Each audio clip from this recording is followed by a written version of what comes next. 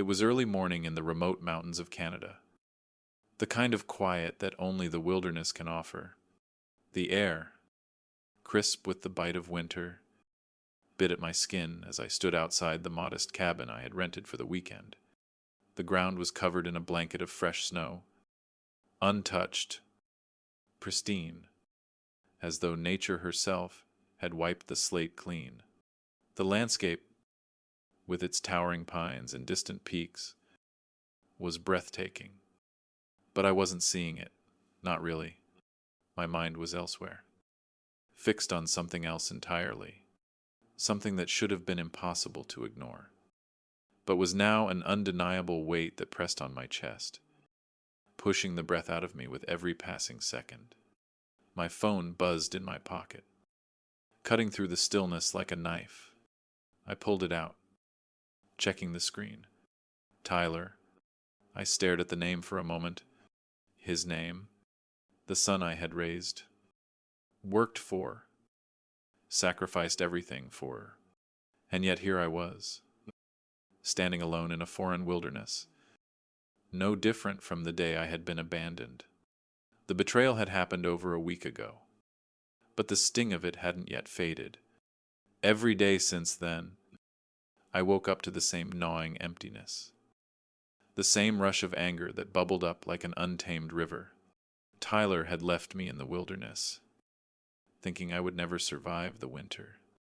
He had calculated my death as though it were a transaction, something to be gained. His plan had been simple: abandon me, and take everything I had worked my entire life to build. I didn't have to answer the call, but I did. Hello, my voice sounded colder than I intended. Dad Tyler's voice came through, strained but laced with a sense of forced cheerfulness. The kind of tone that someone uses when they're trying to convince you they don't feel guilty. Tyler, I responded, my grip tightening around the phone. What is it? There was a pause before he spoke again. His voice wavered. I've been thinking about everything that happened, and I'm sorry. I didn't mean for things to go like that. I made a mistake. I let out a slow breath. This was the moment I had been dreading. He was apologizing. Yes, but there was something in his tone that didn't sit right with me.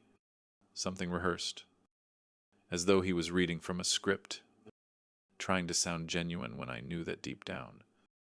This wasn't about remorse. This was about damage control. You made a mistake. Who? I replied, unable to hide the bitterness creeping into my voice. A mistake. You left me to die, Tyler, in a place where the temperature drops below freezing at night, with no food, no equipment, and no way to survive. That was your mistake. There was another long pause. Longer this time. I could almost hear him squirming on the other end. Dad, please. I know I messed up, he continued, his words rushing out. Now, desperate. I've been thinking a lot, and I want to make it right. I want us to fix things between us. He faltered, as if trying to find the right words. I'm offering to take you on a camping trip, up in the mountains, just like old times. I know we've been through a lot, but this could be our chance to reconnect. Reconnecting. That word hit me like a slap. It was the same phrase he'd used before. I remembered. Then, all the times he had used that phrase when he wanted something. And this didn't feel like a genuine attempt to rebuild our relationship. It felt like an excuse to draw me back into his web of manipulation. But the part of me that had raised him, the part of me that still wanted to believe in the son I had once known, couldn't help but listen. Was this real? Could this actually be his way of making up for everything? I cleared my throat. A camping trip. Why now?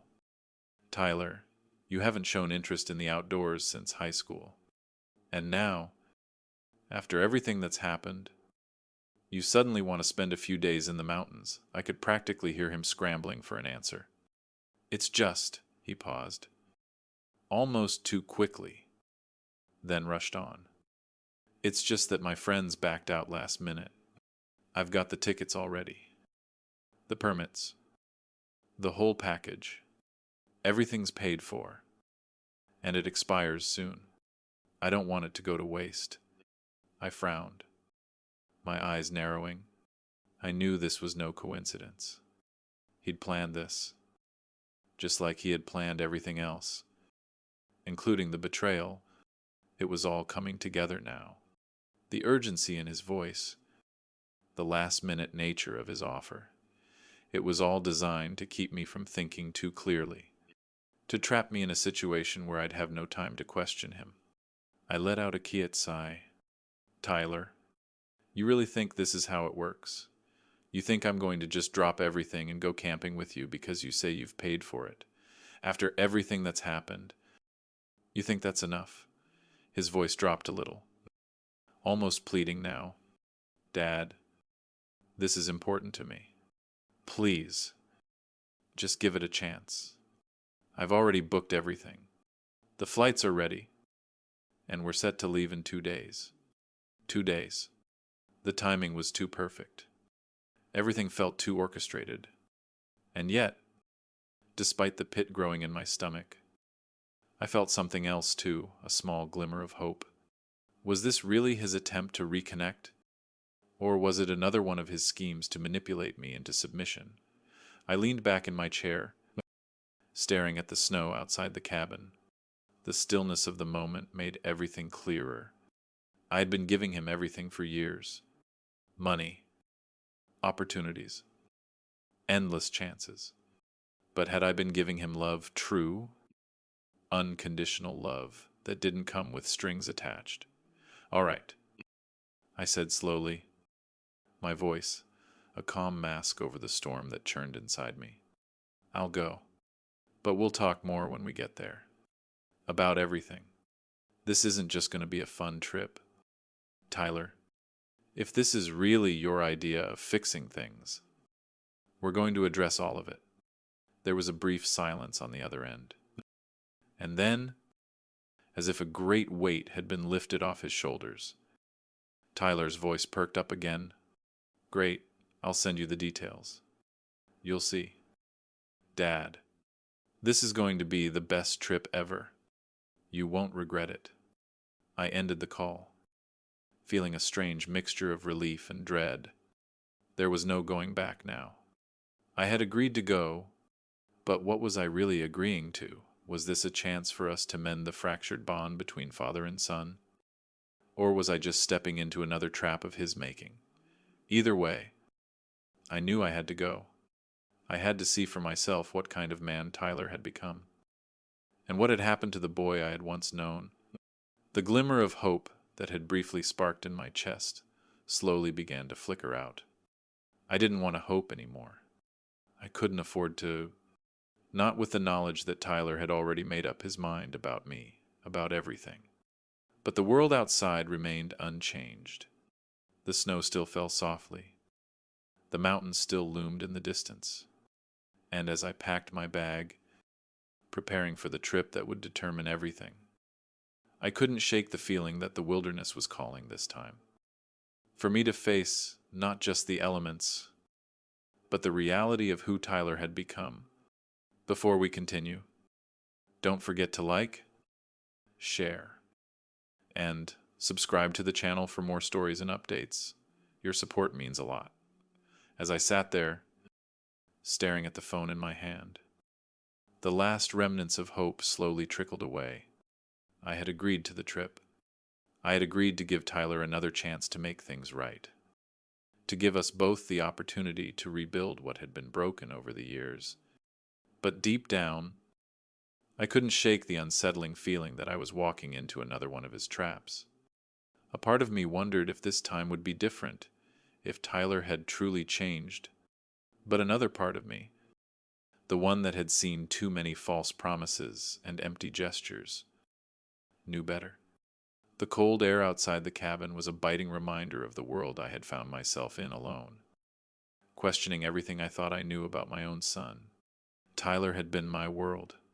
From the day Sarah passed, I had poured everything into raising him, trying to be both mother and father.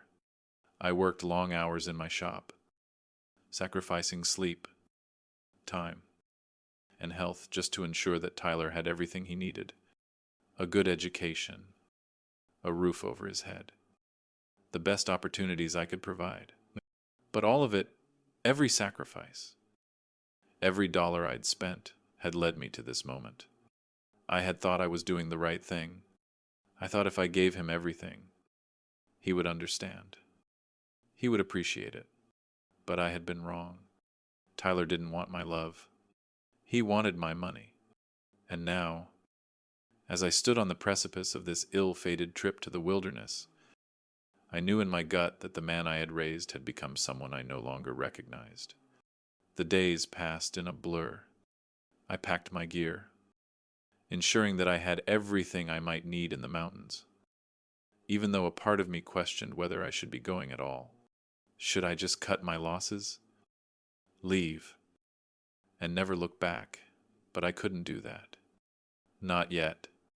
Not when I still held on to the faintest hope that this trip might somehow heal the rift between us.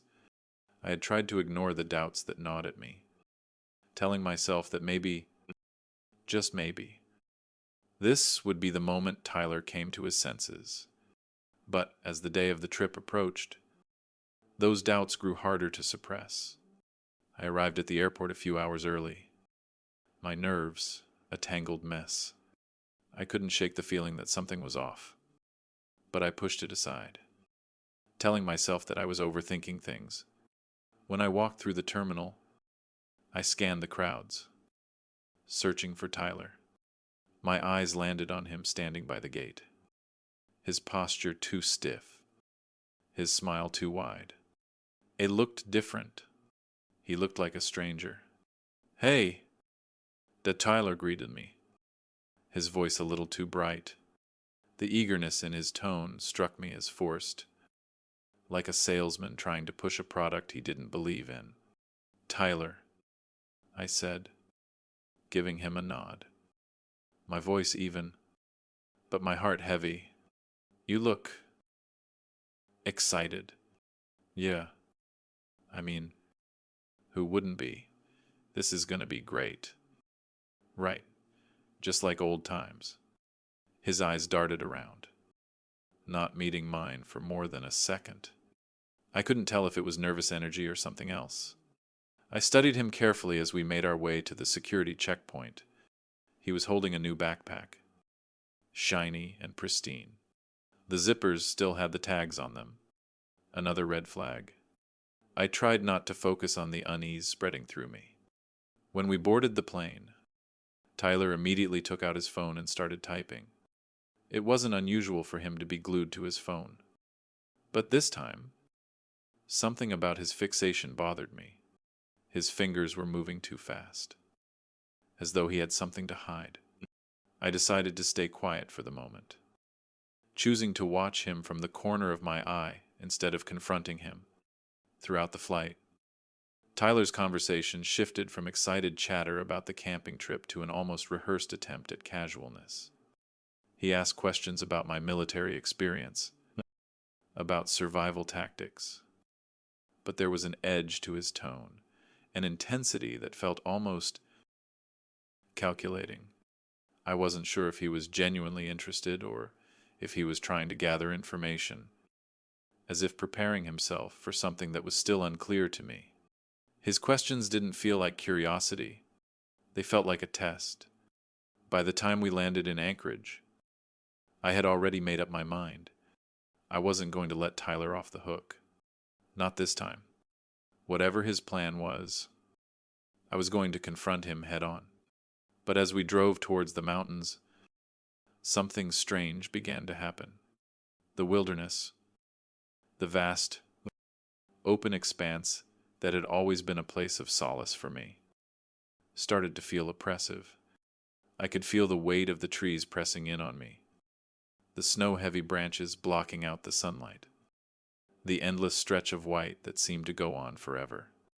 We stopped at a small gas station to top off the tank before heading deeper into the mountains. As I filled the truck, I noticed Tyler walking toward the convenience store, his posture rigid, like he was walking on a tightrope. I couldn't quite place it, but I knew something was wrong. I finished filling up the tank, but I couldn't shake the feeling that I was being watched. As I turned to go inside, I saw Tyler on the phone, his back turned to me, his voice low and urgent. I approached him cautiously, trying to make myself as invisible as possible, but I could hear snippets of his conversation. Yeah, everything's going according to plan. I'll take care of it tonight. Don't worry. It's all set. He won't make it through the night. The blood drained from my face. I stopped in my tracks, my heart hammering in my chest. I had heard enough. Tyler wasn't planning a camping trip. He was planning something much darker. He was planning to leave me to die in the wilderness, just like I had feared. The sudden realization hit me like a punch to the gut. My son, the person I had sacrificed everything for, was about to kill me for his inheritance. I turned on my heel and walked back to the truck, my hands shaking. I couldn't believe what I had just heard. But I wasn't going to let it end like this. Not without a fight. Tyler had crossed a line, and I wasn't going to let him get away with it. When Tyler returned to the truck, his face was flushed, his eyes darting around nervously. He could tell I had overheard something, but he said nothing. Instead, he climbed into the driver's seat, and we continued our journey in silence. The tension in the air was thick, and I could feel the weight of his intentions pressing down on me, suffocating me. By the time we reached the entrance to Denali National Park, the sense of urgency in the air was palpable. I could feel the walls closing in around me, as though the entire wilderness itself had conspired to trap me here. And then, Tyler's voice broke the silence again. Too eager, too insistent. We should go on the Tlanica River route, he said. It's the most remote, the most challenging. It'll be the ultimate test of survival, just like we talked about when I was a kid. Remember, I stared at him, my mind racing. He was trying to push me into the most dangerous part of the park. The area where recent bear activity had been reported, the area where survival was a true test of strength. Not just physical, but emotional. It was the perfect place for someone to disappear without a trace. I don't think that's a good idea, I said slowly, my voice firm. Maybe we should stick to the shorter trails. But Tyler was insistent. No, Dad, we've got this. Trust me, this is what we need. We'll be fine. I didn't trust him, not anymore, but I had no choice. We were already here, and the last thing I needed was to make a scene and risk him leaving me behind early. So, I agreed. I followed him, pretending to trust his judgment, but in reality, I was already plotting my escape. As we hiked deeper into the wilderness, I could feel the distance between us growing. The cold wind whipped around us, and the isolation of the forest felt suffocating. Tyler's demeanor had changed. He was no longer the son I remembered, the boy who once clung to my side during camping trips, who asked questions with wide-eyed curiosity. This man, the stranger walking beside me, was someone I no longer recognized. We made camp that night, and as I lay in my tent, the sound of the wind howling outside, I couldn't shake the feeling that something was horribly wrong. I couldn't sleep. My mind kept replaying the conversation I had overheard at the gas station. And as the hours passed, my suspicion only grew stronger. When the campfire finally died down, I knew that the real test was just beginning. We hiked deeper into Denali's heart, the wild expanses of the wilderness growing more isolated, more suffocating with each step. The cold was biting now, the wind sweeping through the trees in gusts that howled like wolves in the distance. The quiet of the forest was oppressive, broken only by the crunch of our boots on the snow, the rhythmic pace of our breaths, and the occasional crack of branches from the weight of snow. But despite the beauty of it all, I felt only a profound sense of isolation, a deep, gnawing feeling that had nothing to do with the physical surroundings. This wilderness, which I had once felt such an intimate connection to, now felt like a cage I had been led into, piece by piece, by the very person I had spent my life protecting. Tyler walked ahead, his pace quickening as we moved farther away from civilization. And the further we ventured into the wild, the more I noticed how little he was prepared for this. His movements were jerky, unsure. He had always been clumsy with his gear. But now, in the face of real wilderness, it was as if the weight of everything had finally started to sink in. His steps grew less confident, and I saw the way his eyes darted around nervously. He was on edge, but not in a way that reflected the seriousness of the terrain we were trekking through. The deeper we went into the mountains, the more I began to notice small signs, the way Tyler kept checking his phone, the way he looked at me with that same forced smile whenever I glanced over at him. The uncertainty was palpable, and something inside me clicked. He wasn't just uneasy about the wild. He was uneasy about me. I had known for a long time that there was something off about Tyler, something I hadn't been able to pinpoint. But now, surrounded by the vastness of Denali, I could feel it clearly. The years of sacrifices, the tuition payments, the car loans, the endless chances I had given him, all of it had come to a head. I wasn't just raising my son anymore. I was holding on to a piece of my past, clinging to the idea of the boy I used to know, the boy who had looked at me with admiration, not calculation. As we trekked further into the frozen expanse, I watched Tyler's figure ahead of me. There was a subtle difference now in how he carried himself. His earlier nervousness had transformed into a quiet determination, but not the good kind. It was calculated, cold, as if he were bracing himself for something. But he wasn't sure whether it was going to happen in the next few minutes or in the next few days. The silence between us grew thicker as the hours passed. I hadn't said much to him since we started this journey. What was there left to say? How could I confront the son I had loved? The son I had given everything for? When he seemed so utterly foreign to me, how could I even begin to understand why he had turned into someone who would leave his father to die alone in the wilderness? It wasn't until we reached the edge of a deep ravine that I realized I had been subconsciously scanning the landscape for signs of help, anything that could give me an escape from this. But the only thing I saw was a wilderness that stretched for miles in every direction, the snow-covered ground blending seamlessly into the horizon. There was nothing here but us, and that terrified me more than I cared to admit. How much further, I asked, trying to sound casual. But my voice came out strained. I was trying to ignore the creeping sense of danger that was inching closer with each step we took. We're almost there, Tyler answered without turning his head. His voice was tight, almost too tight, as though he had rehearsed this moment 100 times. And perhaps he had. I watched him closely, trying to gauge any hint of emotion in his face. But it was impossible. Tyler had always been good at hiding his feelings, keeping everything bottled up inside. But this was something different. This was something darker. You know, I said, trying to break the silence. This isn't like the old trips we used to take. You and I.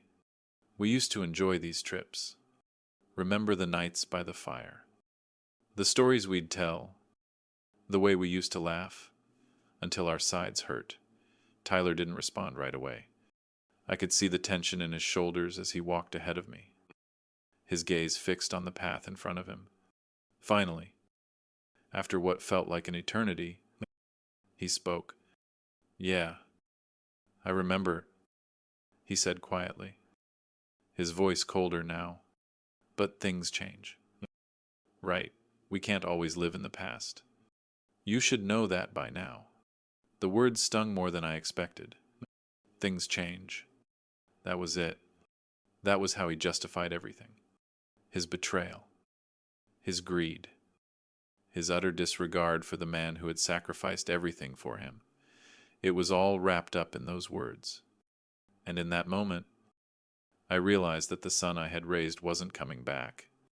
The boy who once adored me, who looked up to me with innocent eyes, had been replaced by a stranger, someone who saw me as nothing more than a stepping stone to something bigger. We continued on in silence, the wind picking up, howling through the trees, pushing against us as if trying to drive us back. But there was no turning back now. We were deep in the wilderness, and Tyler had made it clear that there was no escape. He had planned this. He had calculated every step, every moment, knowing that I would follow him, that I would trust him, and now he was leading me to the very place where he thought I would disappear, where he would finally be rid of me. As the light began to fade and the shadows stretched long across the snow-covered landscape, we reached a small clearing by the edge of a frozen creek. It was eerily quiet here, the kind of silence that presses in on you, suffocating you until you can hardly breathe. Tyler dropped his pack onto the ground and turned to face me. The expression on his face was unreadable, his eyes cold and distant. "This is it," he said, his voice devoid of emotion. "We'll set up camp here for the night. Tomorrow, we go further." I nodded, my heart hammering in my chest. I was trying to keep it together, trying to remind myself that I had been through worse. But nothing had prepared me for this. Nothing had prepared me for the weight of betrayal from my own son. As we set up camp, I couldn't help but watch Tyler, studying his every move. He was fumbling with the tent, his hands shaking slightly as he tried to set up the poles. He had no idea what he was doing. I could see it in the way he was struggling with the gear, the way he kept glancing around, as though expecting something to jump out at him. I couldn't help but feel a strange sense of pity for him. He had been so sure of himself, so confident that he could control everything, manipulate me into playing along with his plan. But he was out of his depth now. This wilderness had a way of exposing people for who they truly were. And Tyler was no exception. The night grew colder, the temperature dropping sharply as the sun disappeared behind the mountains. I sat by the fire, trying to keep warm, my thoughts racing. Tyler was sitting across from me, staring into the flames, his face half hidden by the flickering shadows. "Why?" Tyler, I asked quietly, my voice barely a whisper above the crackling fire. "Why would you do this?" He didn't answer at first. The only sound was the wind howling through the trees, the crackle of the fire. Then, after a long silence, he spoke. "You wouldn't understand," he said flatly. "You never did. You think you've done everything for me, but you never really gave me what I needed. I was always just a project to you, a way for you to make up for what you thought you lost." His words stung, but I held my ground. I did the best I could. I gave you everything, Tyler, everything I didn't have when I was your age. I tried to give you a future. Tyler shook his head. "A future. You gave me money, and that's all you gave me. You never taught me anything. You never taught me how to stand on my own 2 feet. You never gave me the chance to learn, and now I'm just supposed to sit here and thank you for everything you did for me, for everything I didn't want." The truth hit me like a punch to the stomach. All these years, I had been so focused on giving Tyler things, on making his life easier, that I had forgotten the most important thing, teaching him how to live, how to survive, how to stand on his own. I had wanted him to succeed, to be happy, but I had never shown him the way to do it himself. And now, here we were, a father and son, miles away from civilization, in the middle of a frozen wilderness, and the man I had raised, the one I had sacrificed everything for, was trying to kill me for my money. The silence between us stretched on, thick and suffocating. I wanted to scream at him, to make him see what he had become, but I knew it wouldn't do any good. Tyler had already made up his mind. He was determined to go through with this, to take what he thought was rightfully his, no matter the cost. Tomorrow, I would confront him. Tomorrow, I would make him understand what he had done. But for tonight, I would just sit here, by the fire, and wait. The cold of the Alaskan night sank deeper into my bones as I sat by the fire, trying to ignore the growing knot in my stomach. I couldn't shake the feeling that the wilderness had begun to close in around me, not in the way I'd remembered from past camping trips, but in a way that felt more deliberate, more suffocating. The crackling of the fire was the only sound breaking the eerie silence of the forest, but even that seemed far too quiet, as if the trees were holding their breath, waiting for something to happen.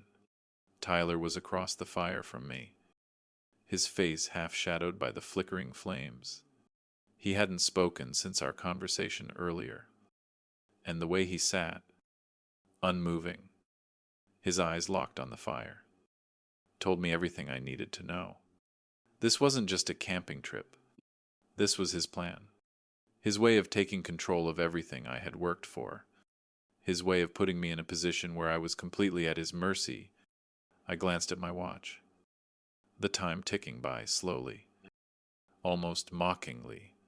Every second felt heavier than the last.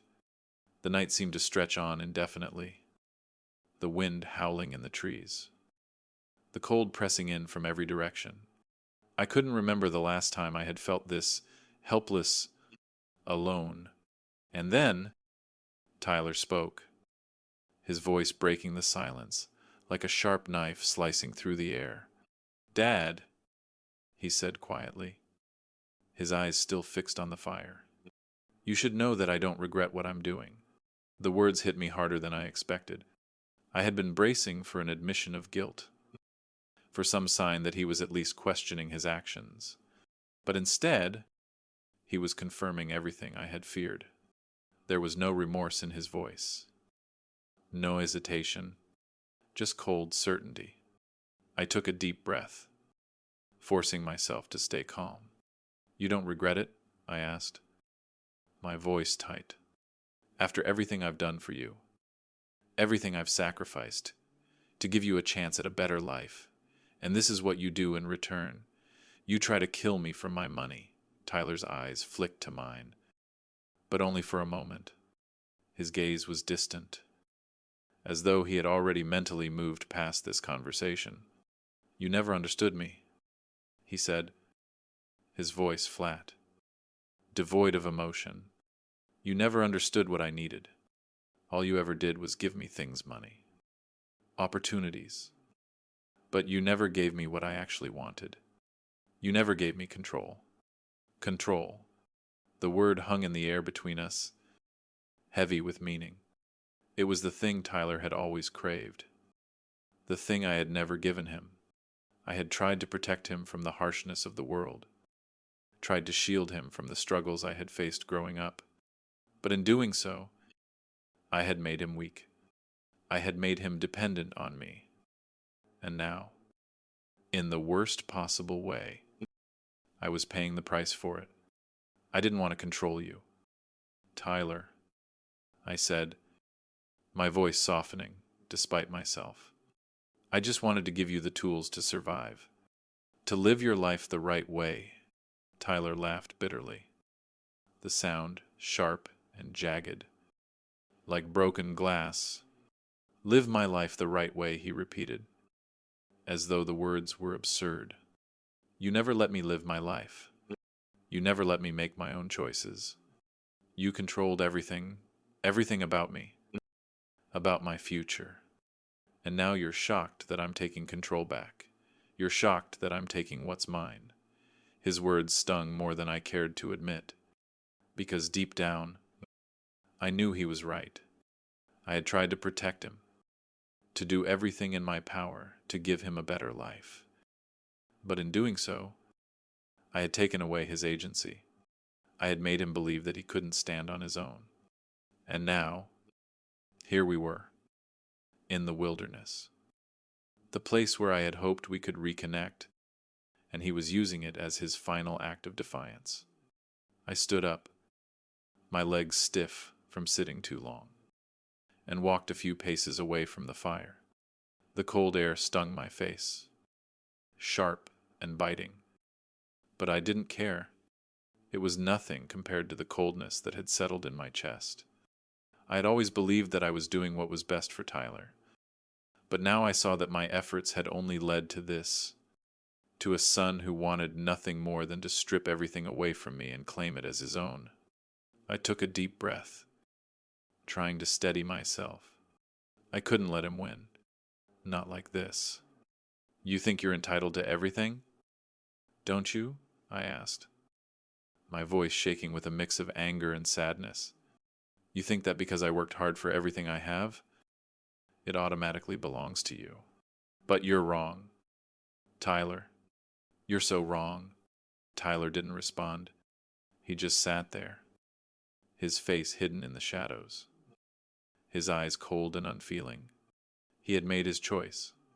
He had made it clear that he wasn't interested in reconciliation, in mending the broken bond between us. He wanted what he thought was his, and he was willing to do whatever it took to get it. And in that moment, something inside me snapped. I had spent my entire life trying to protect Tyler, trying to shape him into the man I had hoped he would become. But now, I realized that I had been blind. I had failed him. Yes. But I had also failed myself. I had allowed him to manipulate me, to control me with his demands, his guilt trips, his false promises. But that ends now. I turned to face him, my heart pounding in my chest. You think this is about money? Don't you? I said, my voice louder now. You think that if you can take everything from me, you'll somehow win. But you're wrong. Tyler, you've already lost. You've lost everything. Tyler's expression didn't change. He didn't even flinch. His coldness was like a wall, blocking out everything I was saying, every word I was trying to reach him with. This is the last time I'm going to tell you this, I said, my voice steady now, filled with finality. You don't control me anymore, and you never will again. The wind howled again, the trees creaking under its force. But the silence between us was heavier than any storm. We stood there, locked in this moment of finality, both of us knowing that nothing would ever be the same again. I turned away, walking back to the fire.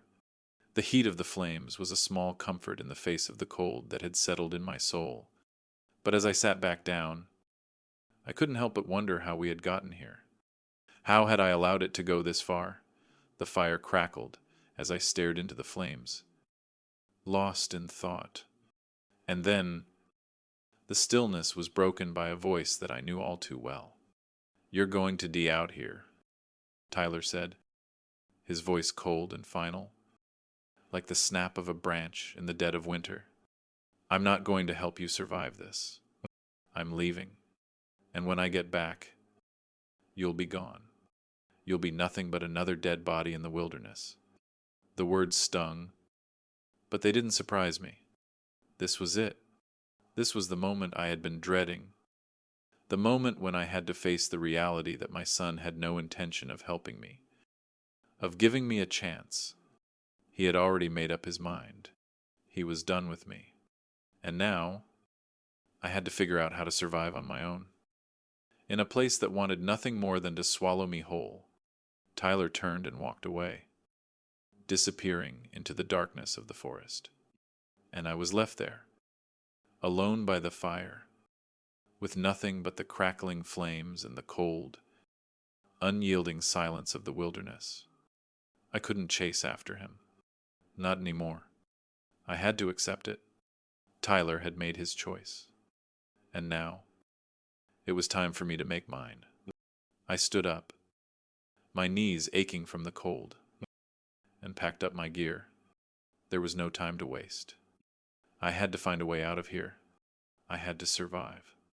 For myself, for Sarah, and, strangely enough, even for Tyler, because if he thought I would just fade away into the wilderness, he was wrong. The wilderness wasn't the enemy. It was the place that would either break me or make me stronger than I had ever been before. I gathered my things, my mind clear, my resolve solidifying with every step I took away from the fire. Tyler had made his decision. Now, it was time for me to make mine. I was going to survive this. No matter what, the night was swallowing me whole. The darkness wrapping itself around me like a suffocating blanket. I was standing at the edge of the fire, my pack on my back, my mind racing with what had just happened. Tyler had walked away, his words still echoing in my head. "You're going to die out here." His voice had been so cold, so certain he had made his decision, and I knew, deep down, that I had no choice but to make mine. There was no turning back now. This was it, the moment that would define everything, the moment I would either survive or perish in this vast, unforgiving wilderness. And the thought sent a chill through me, not from fear, but from the stark reality that Tyler had abandoned me, not just physically, but emotionally, too. I stood still for a long time, watching the last of the fire's warmth flicker away. The embers seemed to burn more slowly now, as if even they were exhausted from the weight of the night.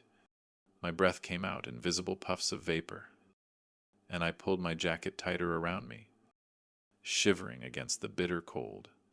Tyler thought I wouldn't make it. He thought the wilderness would take care of me like it had taken care of so many others. But there was something he hadn't counted on. There was something in me that I hadn't realized had been waiting to resurface. Survival. I didn't know if it was the years of military training, or the simple fact that I wasn't ready to give up just yet. But something inside me snapped into focus. I had been taught to endure, to adapt, to overcome, and in that moment, I realized that I wasn't just fighting for my life. I was fighting for my dignity. I wasn't going to let my son's cruelty define me. I was going to prove that I was more than what he thought I was. I wasn't just a father he could manipulate. I wasn't just a man who had failed him. I was someone who would survive, even if it meant doing it alone. The next morning, the world felt different. The first light of daybreak bled into the sky, casting a faint glow over the snow-dusted landscape. The wind had died down, and the air was still, but it was sharp with the bite of the cold. The trees stood silent, their branches heavy with snow, as if they were waiting for me to make the first move. I took a deep breath, letting the cold air fill my lungs. The silence of the wilderness was deafening, but it was a silence I knew I could navigate. Tyler was gone, but I wasn't. The reality of the situation set in as I began to break down camp. My body felt stiff from the cold, my muscles protesting against the movement. But I didn't care. I was moving forward, one step at a time. I gathered what little gear I had, left my small folding knife, a thermal blanket, a flare gun, and some water, and packed them carefully into my bag. I couldn't afford to lose anything. My mind raced as I mapped out my next move. Tyler had left me with no food. No GPS, no shelter. But what he didn't know was that I had trained for this. I had learned how to survive in places like this, how to find shelter, how to navigate without a map, how to read the signs of nature that would help guide me to safety. It wasn't just about staying alive. It was about outsmarting the wilderness and outlasting the forces that sought to bring me down. I checked the sky again, noting the position of the sun. It wasn't much, but it would have to do. I wasn't lost, not yet. And that gave me a small sliver of hope. I was still in control. I moved quickly, knowing I had to cover as much ground as possible before nightfall. The terrain was difficult, the snow deep and heavy, but I kept my focus. I had no choice but to keep moving forward. I couldn't afford to stop. Hours passed, and the forest around me seemed to close in, the towering trees pressing against me like walls. The cold crept deeper into my bones. But I didn't let it slow me down. The crunch of snow underfoot was the only sound in the stillness, and even that seemed to reverberate in the silence. My breath was shallow, my chest tight with effort, but I refused to acknowledge the discomfort. There was no time for that. Eventually, the landscape began to change. The trees grew sparser, and the terrain opened up into a small valley. I spotted a series of rocky outcroppings in the distance, just the kind of shelter I needed. If I could make it to the rocks, I would have a chance to rest, to gather my thoughts, to reassess my situation. But as I moved closer, I heard something that made my blood run cold. The sound of a vehicle. My heart skipped a beat as I paused. Listening, the hum of an engine was faint, but unmistakable. It was coming from the direction I had just come, from the direction where Tyler had gone. I cursed under my breath, my mind racing. What was he doing? Why hadn't he just left me here to die?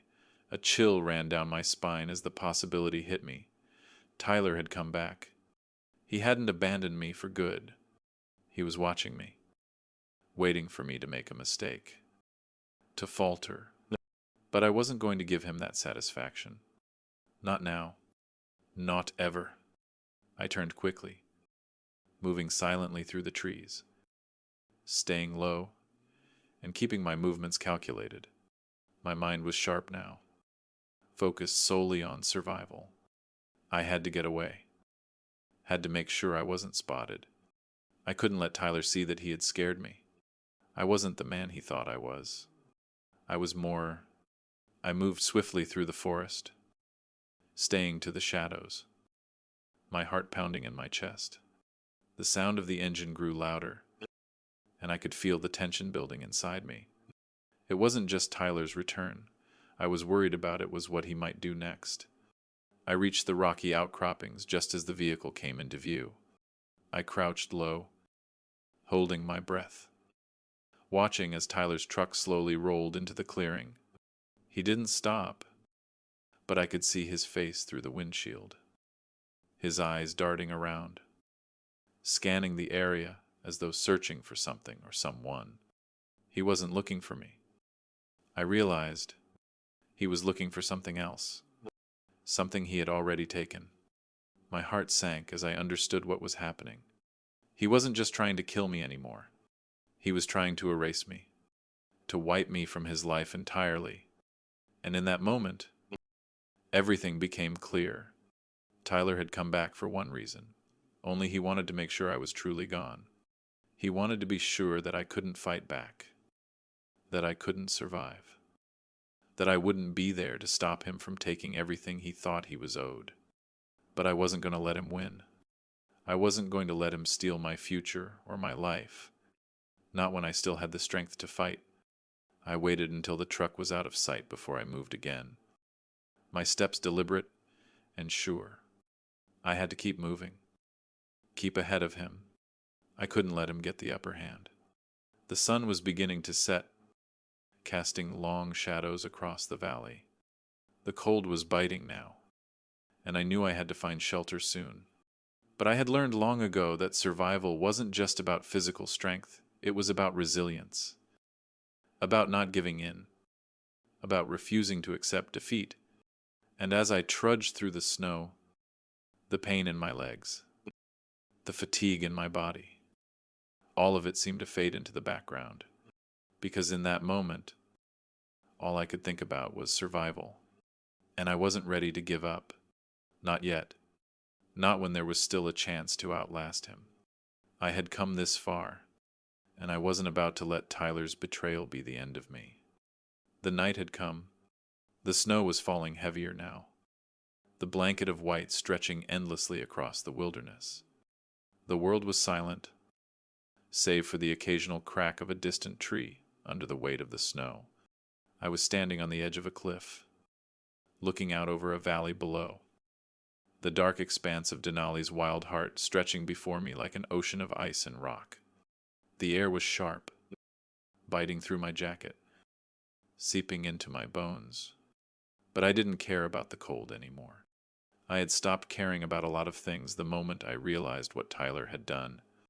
It had been hours since I last saw him, but the image of his face so cold, so calculating remained vivid in my mind.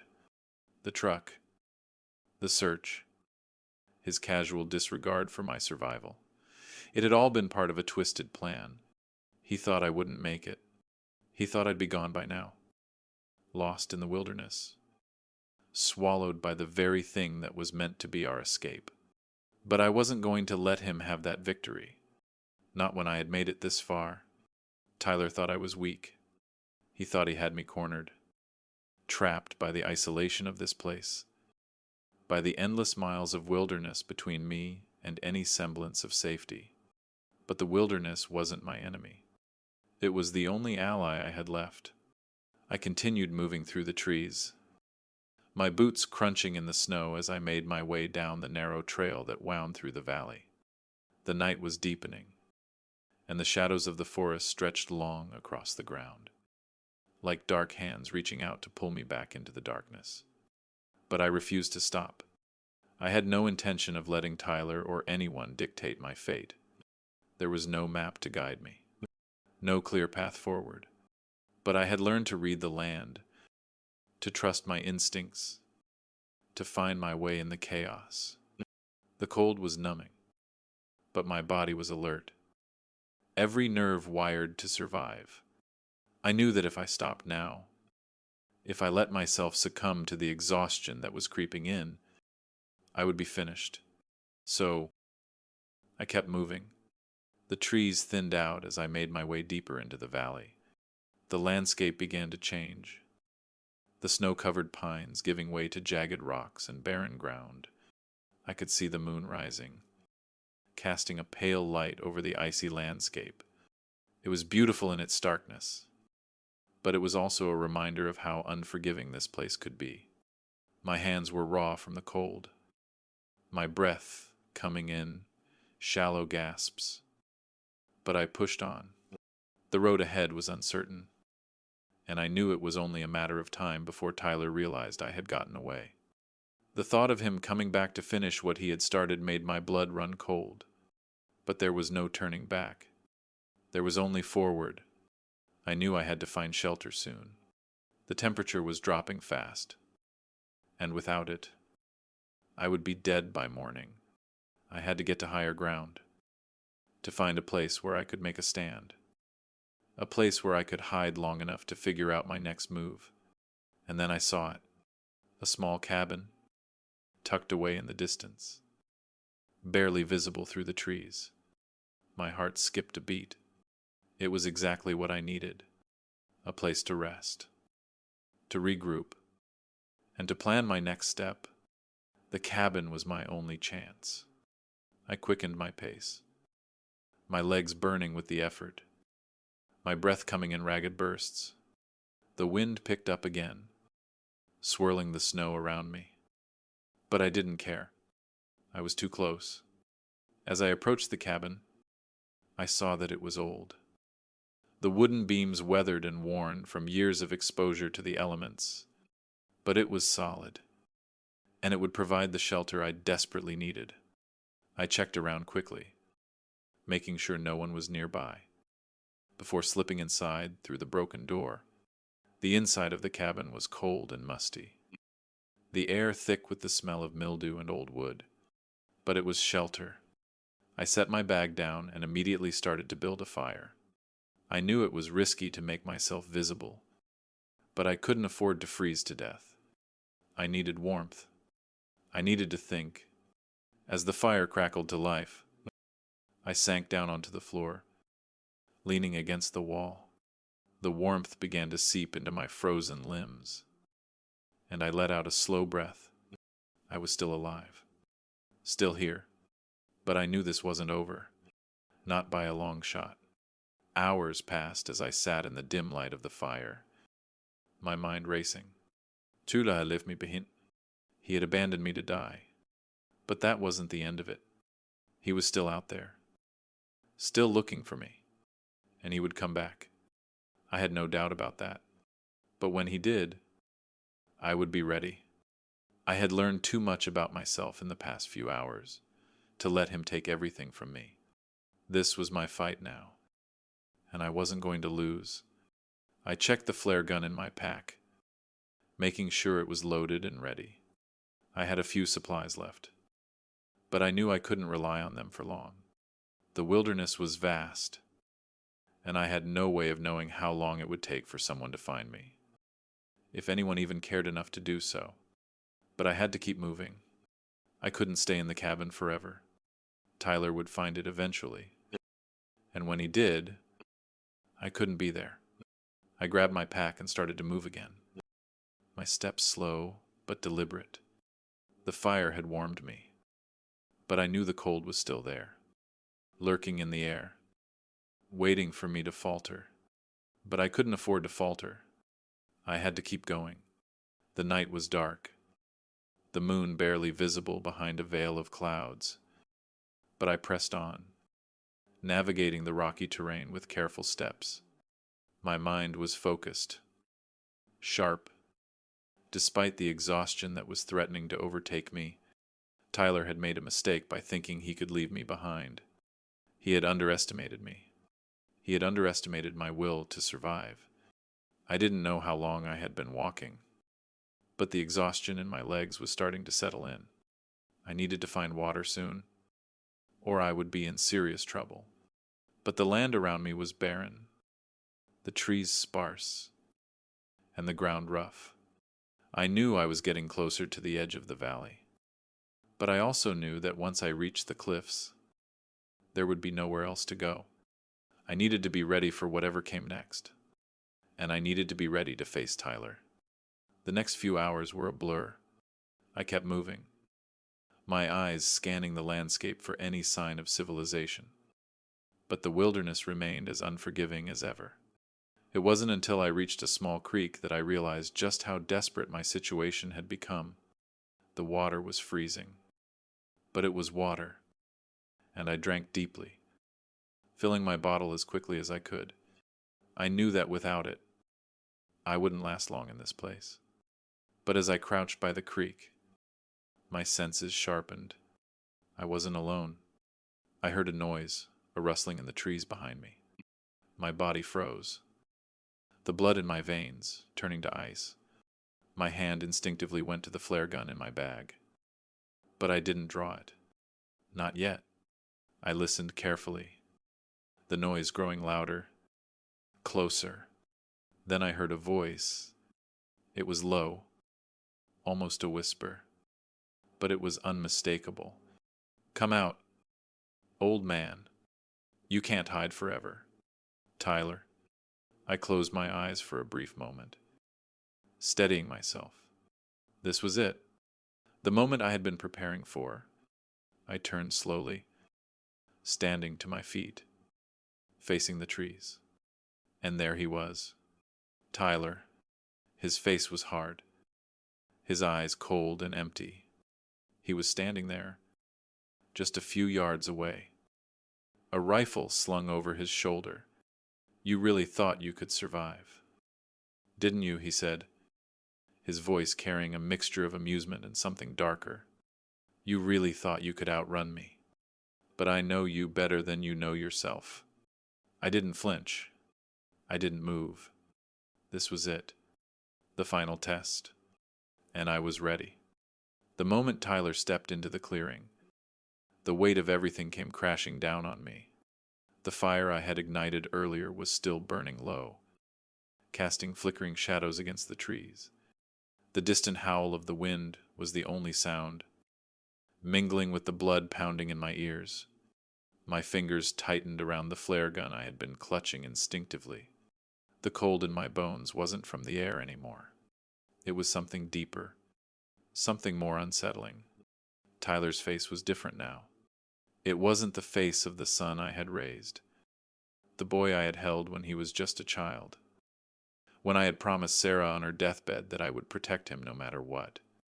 This face was cold, detached, filled with an arrogance that chilled me to the core. His eyes weren't filled with the same eagerness to prove something they once had.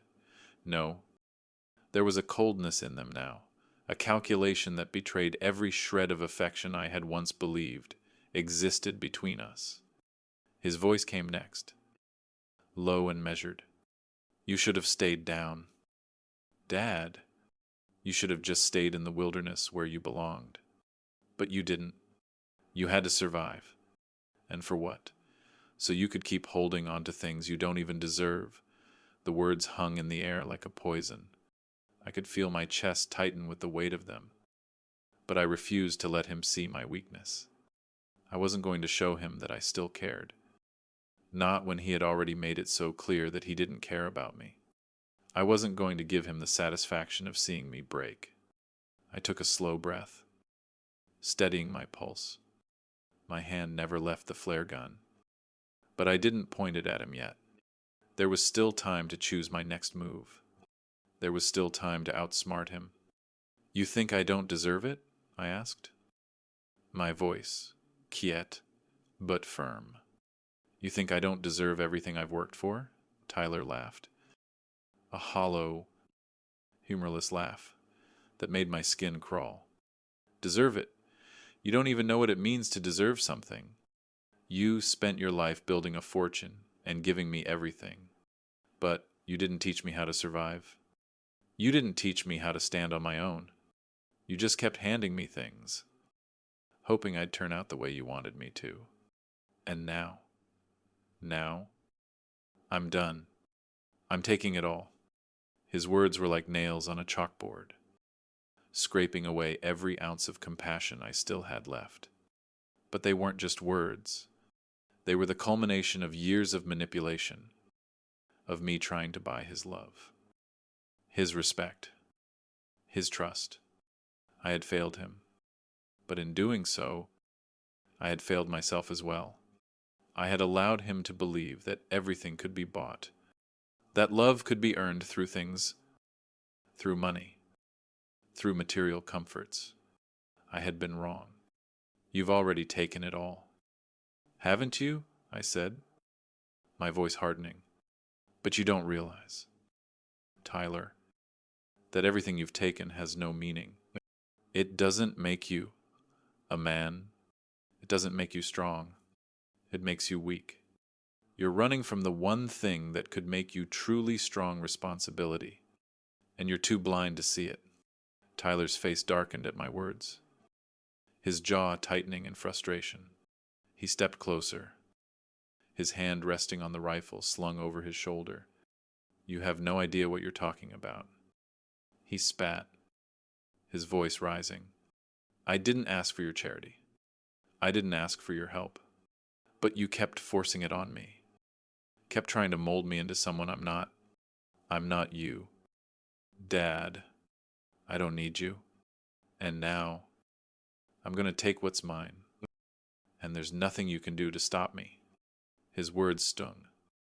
But they also made something inside me snap. This wasn't about money anymore. This wasn't about what he thought he deserved. It was about power. It was about control. Tyler had been trying to control me for years, using every trick in the book to manipulate me into giving him what he wanted. but I wasn't going to let him control me anymore. I stepped forward, my body tense with the need to do something. Anything. But my mind kept me steady. I wasn't going to make the first move. I wasn't going to be the one to escalate this. Not yet. Take it then, I said, my voice calm, my eyes locking with his. Take everything I've worked for, but you'll never take what matters. You'll never take the person I am, the strength I have, the things I've learned. You'll never own me, Tyler, and you'll never win. Not like this. For a moment, there was silence. The kind of silence that presses against you, suffocating, as though the whole world is waiting for something to happen. I could see the anger building in Tyler's eyes. The frustration, the fury that was so raw it almost crackled in the air. But it wasn't just anger that was in his eyes now. There was something darker, something colder, something that sent a shiver down my spine. You think you've won? He said, his voice barely above a whisper, his hand tightening on the rifle. But you haven't. I've already made my choice. And now, you'll see. I'm going to take everything. You're not getting away from me. Not this time. The words were chilling. And for the first time, I realized just how far Tyler was willing to go. He wasn't just trying to take my business, my wealth. He was trying to take me. He was trying to destroy everything I had left. Everything I had worked for, just to prove that he was in control. I didn't move. I didn't flinch. I knew what I had to do. You're wrong, I said quietly, the words coming out in a steady, controlled voice. I've already survived. I've already made it. And no matter what you do, you can't take that from me. Tyler's hand moved to his rifle. But I was faster. My hand shot out, drawing the flare gun in one smooth motion. I aimed it at him, my finger on the trigger. The flare gun wasn't a weapon of choice. It wasn't meant to harm. But it was my only way of protecting myself. Don't, I said, my voice a low warning. I'm not the man you think I am. I'm not your enemy. But if you force me into a corner, I won't hesitate. Tyler's eyes flicked down to the gun in my hand. And for a split second, I saw something in his gaze that I hadn't seen before. Doubt. Fear. He wasn't expecting this. He wasn't expecting me to fight back. Not after everything he had done. But he wasn't done yet. He wasn't ready to give up. You think I'm afraid of you? Tyler sneered, his finger tightening around the trigger of his rifle. You're just a broken old man. You can't protect yourself anymore. And I'm going to make you see it. It happened in an instant. Tu la moule, raising the rifle toward me. But I didn't hesitate. The flare gun fired with a sharp burst of light, a flash of orange and red that illuminated the clearing for a brief moment. The flare soared into the air, exploding into a bright, blinding arc. The light was so intense that it momentarily blinded us both. Tyler froze, momentarily disoriented by the flare's brightness. But it was enough to break his focus, to give me the edge. I moved quickly, circling behind him, using the cover of the explosion to my advantage. I was never going to let him control me again. Not like this. Not ever again. I grabbed a nearby rock, a heavy, jagged stone that could be used as a weapon. My heart pounded in my chest as I approached Tyler from behind. He was still recovering from the flare's brightness, his vision clouded. I didn't want to do this. I didn't want to hurt my own son, but there was no choice anymore. This wasn't about him being my son. This was about survival. With one swift motion, I swung the rock at the back of his head. Tyler collapsed to the ground, unconscious before he hit the snow. The rifle fell from his grip, sliding away from his body. I stood over him, breathing hard, the weight of what I had just done settling in my chest. This wasn't the man I wanted to become. This wasn't the father I had hoped to be. But Tyler had left me no choice. I had to survive. I had to protect myself. I looked down at my son, lying motionless in the snow, and for the first time in what felt like forever, I allowed myself to feel the weight of everything.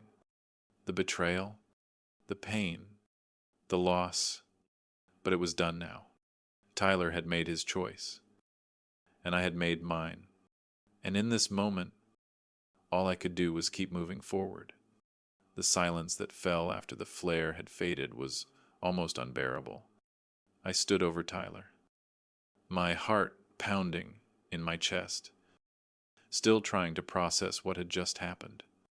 He lay there, motionless in the snow, the cold ground pressing against him, his breath shallow and slow. I had struck him with enough force to knock him unconscious. But it wasn't the blow that was heavy in my chest. It was the weight of everything that had led up to this moment. I had fought back. I had survived. But it came at the cost of something I couldn't shake my own flesh and blood. The son I had raised, the boy I had protected, had become my adversary. And now I had taken him down.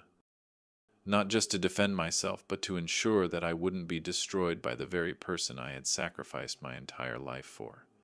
I crouched down beside him, my hands trembling as I checked for signs of life. His pulse was weak but steady.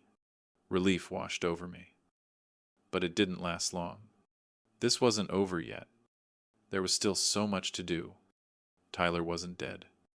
He was just unconscious, and I had no idea how long that would last or what he would do when he came to. I couldn't stay here. Not now. Not when he was still out there. Unconscious, but alive. There was a very real chance that when he woke up, he would be even more determined to finish what he started. He had shown me no mercy. Why should I expect him to show any? Once he regained his senses, I stood up, brushing the snow off my legs. The trees around me stood silent, as if watching my every move. I had no time to waste. I needed to get away from here, to put as much distance between myself and Tyler as possible. The wilderness wasn't my enemy. It had become my ally. But Tyler was a threat, and no matter how much I had hoped for reconciliation, I had learned the hard way that there was no coming back from what had happened. I turned away from him, making my way through the snow, my legs stiff with cold and exhaustion. The landscape was desolate, the world around me empty and vast. Denali was beautiful, in its own unforgiving way, but it also had the power to swallow you whole. And it wasn't just the wilderness I had to survive. It was the consequences of my choices, the consequences of the life I had lived, the mistakes I had made. As I walked, the cold bit deeper into my skin, gnawing at my bones. My breath came in heavy puffs of vapor, visible in the sharp morning air. Every step was calculated, every movement deliberate. But inside, my mind was a whirlwind of emotions: anger, betrayal, fear, and, somewhere deep inside, a glimmer of sadness. I kept my gaze fixed ahead, trying to ignore the storm that was brewing in my chest. Tyler's face, the coldness in his eyes, the way he had spoken to me, haunted me. It wasn't just the words he had said, it was the look in his eyes, the way he had completely detached himself from any sense of love, any shred of connection between us. I had spent years trying to give him everything, trying to make up for the void that Sarah's death had left behind. But all my efforts had been in vain. I had thought that if I just gave him what he wanted, he would eventually come to love me, respect me, but all he had seen in me was a means to an end, a source of money, of power. of control. And now, the consequence of that mistake was standing before me. Tuda had come for me, and I had fought back not because I wanted to, but because I had no other choice. I kept walking, putting as much distance between me and the clearing where I had left Tyler. The snow was deep in places, but I kept moving, knowing that if I stopped, it would be harder to get back up. The trail ahead was uncertain, but I didn't need certainty anymore. I just needed survival. As I walked, I tried to push the guilt out of my mind. The images of Tyler, lying unconscious in the snow, flashed before my eyes. It wasn't supposed to end this way. I had always envisioned the wilderness as a place of peace, a place where I could clear my mind, find clarity. But now, it had become a battleground, one where I was fighting not just for my life, but for the chance to regain something I had lost. I had lost Tyler. That was the hardest part to accept. The hours seemed to drag on as I made my way through the rugged terrain. But eventually, the landscape began to shift. The trees thinned out, and I found myself at the edge of a steep cliff. The view of the valley below, breathtaking, yet strangely calming. The snow-covered peaks of the mountains stretched far beyond what the eye could see.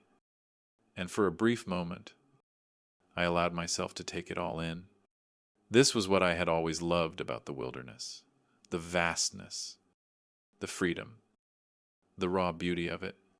But it was also a reminder of how small and insignificant we were in comparison. We could try to control our lives, but nature always had the upper hand. And as much as I had tried to control Tyler, to shape him into something he wasn't, the truth was that I had never had control over anything. I sat down on a large rock, my legs aching from the long walk. I needed to rest, to think. I pulled my pack off and dug through it for my water bottle. My throat was dry, my body exhausted. But I couldn't afford to let myself stop for too long. Tyler was out there, and as much as I had convinced myself that I was done with him, the truth was that I still cared. That was the most painful part of it all. I still cared about him, even after everything he had done. I took a long sip of water, the cold liquid refreshing my parched throat, and I looked out over the valley. The landscape was peaceful, almost serene, but the peace was an illusion. Beneath the calm surface, there was a storm brewing, and I wasn't sure if I could outrun it. The sound of the wind howling through the trees reached my ears, and I looked up to see dark clouds gathering in the distance. A storm was coming. I could feel it in the air. The temperature had dropped again, and the wind was picking up. It wouldn't be long before the weather turned. And when it did, I knew I had to be prepared. I stood up, slinging my pack over my shoulder. My mind was still racing, still caught in the whirlwind of emotions that had been swirling inside me since that first moment Tyler had betrayed me. But as much as I wanted to focus on what had happened, on the pain and the anger, I knew I couldn't afford to dwell on it. Survival came first. It wasn't until nightfall that I found a small cave, sheltered from the biting wind. I crawled inside, grateful for the protection it offered. It wasn't much, but it would have to do. I set up a small fire, the flickering flames casting dancing shadows on the walls of the cave. The warmth from the fire felt good, but it wasn't enough to ease the cold that had settled deep inside me. I sat back against the wall, exhausted but unable to sleep. My mind kept drifting back to Tyler, to the way he had looked at me when he left, like I was nothing more than an obstacle standing in the way of what he thought he deserved. It was hard to let go of the pain, the betrayal. But as the fire crackled in front of me, I realized that I had no other choice. If I was going to survive, I couldn't hold on to the past. I couldn't let Tyler's actions define me. I had to move forward. even if it meant leaving everything I had known behind. I closed my eyes, my thoughts still swirling. But slowly, the exhaustion overtook me, and I drifted into a fitful sleep. The storm outside raged on, the wind howling through the trees. But inside the cave, I was safe for now, and tomorrow I would continue the journey. Tomorrow, I would face whatever came next, because survival wasn't just about escaping the wilderness. It was about escaping the person I had become. I woke up with the first light of dawn breaking through the cracks in the cave, casting pale, fragile beams of light onto the cold stone floor. The storm had passed, and the air was still, the world outside blanketed in an eerie silence. I could hear the faint rustle of branches, the snow settling into a quiet calm that felt both peaceful and unsettling. The fire had burned down to embers, offering only the faintest warmth, but enough to remind me that I had survived another night. The cold was biting once more as I stood, stretching stiff muscles that had barely rested the night before. The fire had given me a sense of safety, a sense of normalcy. But as the cold seeped back into my bones, I knew I couldn't stay here. I couldn't afford to linger in the past any longer. I had to move forward. Even if I didn't know where I was headed, the truth of the matter was, I had nowhere to go. The wilderness was vast, unforgiving, and I was alone. Alone with the knowledge that my son had just tried to kill me. Alone with the guilt, the fear, the bitterness of what had happened between us.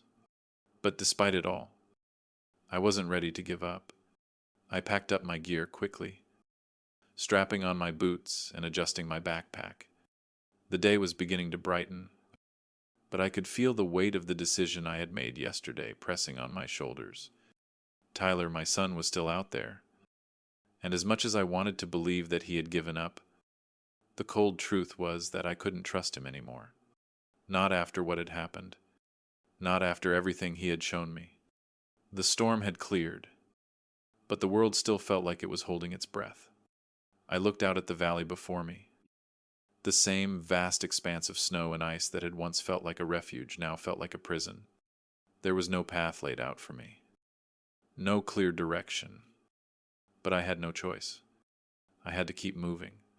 Because the moment I stopped, the moment I let the weight of the past pull me down, was the moment I would lose. I walked for hours, the only sound being the crunch of my boots against the snow and the wind whispering through the trees. The landscape seemed endless, and for a moment, I could almost forget what had happened. I could almost pretend that I was just another man, walking through the wilderness, enjoying the beauty of it all. But reality kept intruding, crashing down on me with every step. Tyler, his face, his words, they were seared into my memory. I couldn't get rid of the image of him, standing there with the rifle slung over his shoulder, the coldness in his eyes, the way he had tried to justify what he had done. He thought he could just take everything from me, but he had underestimated me, and in a way, that realization gave me strength. I wasn't sure how much longer I could keep going. My body was starting to feel the strain of the journey, the cold wearing me down, the exhaustion pulling at my limbs. I could feel the deep ache in my muscles, the fatigue pressing on my chest with every breath. But I couldn't stop. Not yet. Not until I had the answers I needed. Not until I had faced the truth. By midday, the sky had cleared completely, the sun shining brightly against the snow-covered landscape. The warmth of the sun was a welcome relief, but it also reminded me of how little time I had. I couldn't stay out here forever. I needed to find shelter, food, a way to get back to civilization. But where? Where would I go now? I had no plan. No resources beyond the meager supplies I carried with me. The realization settled over me like a heavy weight I was on my own. No help was coming. There was no one out here to save me. No one to offer a hand when I fell. I had been running from the truth for too long. But now, out here in the wilderness, I had no choice but to face it. Tyler had abandoned me, not just in the physical sense, but emotionally as well. He had made it clear that he didn't need me, that I was just an obstacle in his way. And the hardest part was knowing that he had made that decision long before he left me in the snow. I had spent my whole life trying to give him what I never had, trying to make up for the absence of his mother. But in doing so, I had forgotten the most important thing. I had forgotten to teach him how to stand on his own, how to be a man. And now, I was paying the price for that failure. But there was still time. There was still a chance to make things right. I had to survive. I had to prove to myself and to Tyler that I wasn't done yet. That evening, as the sun set and the temperature dropped once again, I found myself standing at the edge of a dense forest, looking out at a small ridge. The snow-covered mountains loomed in the distance, and I could hear the wind howling as it swept through the trees. I didn't know if it was my mind playing tricks on me, but for a moment, I thought I saw movement in the distance. I froze, every muscle in my body tense, my heart skipping a beat. It was a figure, moving slowly through the snow, their silhouette outlined against the fading light. For a moment, I thought it might be Tyler. I didn't know whether to hope or fear the sight of him. If it was him, what was he doing here? Had he come back to finish what he started? Or was he lost? Just as lost as I was. I watched the figure for a moment. But as it drew closer, I realized it wasn't Tyler. It was another man. A man in a heavy winter coat, carrying a pack over his shoulder. My breath caught in my throat as I watched him approach. "Hey," I called out, my voice hoarse from the cold. "Hey, over here." The man turned, and for a moment, I saw the glint of a rifle slung across his back. I held my breath, unsure of what to expect. But the man smiled, raising a hand in greeting. "You lost?" he asked, his voice thick with an accent I couldn't place. "You look like you've been out here for a while." I nodded, my legs suddenly feeling weak beneath me. I need help. I've been out here alone for days." He took a few steps closer, eyeing me carefully. "You're lucky I found you. You don't want to be out here alone when the weather turns. You'll freeze to death before you know it." I could feel my heart racing in my chest. This was my chance. This was the lifeline I had been waiting for. "Please," I said, my voice shaking with a mixture of exhaustion and relief. "I need to get out of here. I don't know how much longer I can survive like this." The man nodded, his expression softening. "You're lucky, my friend. The weather's coming in hard, but I can help you. I know the area. Follow me." I didn't hesitate. I followed him, my steps quickening as I realized just how much I had been hoping for this moment. For someone to find me, to pull me out of this nightmare. As we walked, I felt the tension in my shoulders begin to ease, the weight of survival beginning to lift. This man, this stranger, had offered me a second chance, and for the first time in days, I allowed myself to believe that maybe, just maybe, there was hope. We reached his shelter just as the sky darkened, and the snow began to fall heavier once more. It wasn't much of just a small cabin hidden in the woods, but it was enough to give me a roof over my head, enough to give me the warmth I needed to make it through another night. As I settled by the fire, my muscles finally giving way to exhaustion, I couldn't help but think of Tyler. He was still out there, and I didn't know what he would do next. But for now, I was safe. I had survived, And as I closed my eyes, listening to the wind howl outside the cabin, I knew that the fight wasn't over. It had only just begun. The warmth of the fire crackled and flickered as the storm outside howled louder, its icy breath rattling against the small wooden cabin. Inside, I sat huddled near the hearth, my muscles sore from the days I'd spent wandering alone in the wilderness, and my mind still churning with the past events. I wasn't sure if the fire had warmed me physically, but it was comforting still. Nothing could quite warm the part of me that had been left cold after everything that had transpired with Tyler. The stranger, this man who had stumbled across me and pulled me out of the snow, had proven to be more than just a source of temporary shelter. He had shared a bit of his own story while we rested by the fire.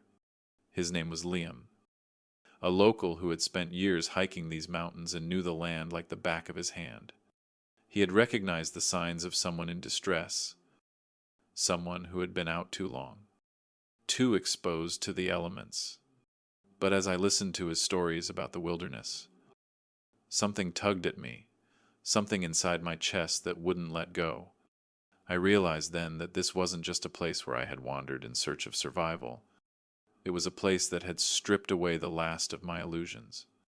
I hadn't just been lost in the wilderness. I had been lost in my own life, trying to rebuild something from the rubble of years spent protecting a man who had turned into a stranger. A man who was my son. Tyler had shown me how far he was willing to go, how far he had gone to try and tear everything down. And yet, here I was still breathing, still alive, still able to look the wilderness in the face and say that it would not be the end of me. No, I wouldn't let it be the end of me. But as the hours dragged on in the warmth of Liam's cabin, I couldn't help but wonder if my survival had been nothing more than luck. Was it luck that I had escaped Tyler's betrayal? Was it luck that Liam had found me when he did, or was it something more? As the fire burned low, Liam excused himself to get some rest, leaving me alone with my thoughts. I pulled my knees up to my chest, staring into the embers of the fire, lost in the dance of the fading flames. I wasn't sure how long I sat there in silence, contemplating everything. The images of Tyler, his cold eyes, his words, still loomed in the corners of my mind. But as I sat there in the quiet of the cabin, something inside me began to change. I realized that this was more than just about surviving the wilderness. This was about surviving myself, my own choices, the person I had allowed myself to become. I had let my fear of losing Tyler define everything. I had wrapped my whole life around him, thinking that if I gave him everything, he would become the man I had hoped for. But that wasn't true. Giving him everything hadn't made him a better person. It had made him weaker, and it had made me weaker too. I had been so focused on protecting him, so focused on what I thought was best for him, that I had forgotten to teach him what was truly important, what it meant to stand on your own, to be accountable for your actions, to face the consequences of your choices. And now, as I sat here, reflecting on everything that had happened, I realized something else. I had been trying to fix Tyler for so long that I had neglected to fix myself. I had been so busy trying to fill the void left by Sarah's death, trying to be everything for him, that I had neglected to be everything for myself. I had forgotten what it meant to take care of me, to build my own strength. And that was the lesson I needed to learn. The morning after the storm, the world outside was bright and clear, the snow sparkling under the pale light of the sun. I stood by the window of Liam's cabin, staring out at the snow-covered landscape, a deep sense of calm settling over me. The storm had passed, but more importantly, I had passed through it. I had survived, not just physically, but emotionally.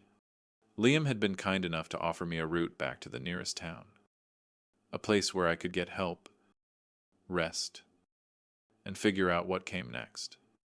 But as I stood there, watching the snow fall gently outside. I realized that I wasn't just walking away from the wilderness. I was walking away from my past. Tyler had shown me the worst of himself. But in doing so, he had also given me the clarity I needed. I had let go of the dream of the perfect son, the dream of a family that was whole again. That dream had shattered long before I had realized it. And now, it was time to face the reality. Tyler had made his choices, and I had made mine. I turned to Liam, who had been preparing breakfast in the small kitchen. "Thank you," I said quietly, my voice steady but filled with gratitude. "You've saved me more than once, and I don't think I'll ever be able to repay you for that." Liam turned to me with a smile, his eyes filled with understanding. "I didn't do it for you to repay me. I did it because I saw someone who needed help. And sometimes, that's all we need to help each other out. We're all just walking through this life, trying to survive. But in the end, it's the people you meet along the way who make the difference." His words resonated deeply within me. I had been so focused on surviving for so long that I had forgotten the importance of connection, of real, authentic relationships. It wasn't about Tyler's inheritance or my legacy. It was about the people who were there for me, who stood by me, who helped me pick up the pieces when everything fell apart. I didn't know what the future would hold. I didn't know if Tyler would come looking for me, or if he would simply continue down the path he had chosen for himself. But what I did know, what I understood in that moment, was that I was free, free from the fear, free from the burden of trying to control everything. I was free to rebuild my life, not based on what I thought I owed to anyone else, but on what I owed to myself. And that was the lesson that had come to me, in the silence of the wilderness, in the cold, in the firelight. The lesson wasn't about survival in the harshest conditions. It was about survival in the face of betrayal, in the face of loss, in the face of everything I thought I needed to protect. The lesson was about learning to stand tall, no matter the circumstances, and understanding that sometimes the greatest survival comes from letting go of what we cannot control. As Liam handed me a cup of coffee, I sat down at the small wooden table, looking at the world beyond the window. The journey wasn't over, but it was mine to navigate, and that was enough. As I reflect on the journey I've been through the betrayal of my own son, through the brutal wilderness, through the pain and isolation, I realize that the most important thing I've learned isn't how to survive the wilderness or how to outlast the storm. The lesson I've learned is that survival is a choice. It's about making the decision to move forward, to let go of the past, to embrace the uncertainty of the future, and to find peace within ourselves. If you're facing a challenge in your life, if you're struggling with betrayal or pain, remember this: you don't have to carry the burden alone. You don't have to let the world or the people who hurt you define your worth. You are capable of more than you realize. And sometimes, the hardest journey is the one we take within ourselves. But that journey, it's worth it. Now, I want to hear from you. Have you ever had a moment where you had to confront your own pain and decide to move forward? What lessons have you learned along the way? Share your thoughts in the comments below. And if you found this story meaningful, don't forget to like, share, and subscribe for more. Together, we can face whatever challenges come our way. The road ahead is never easy, but it's always worth taking.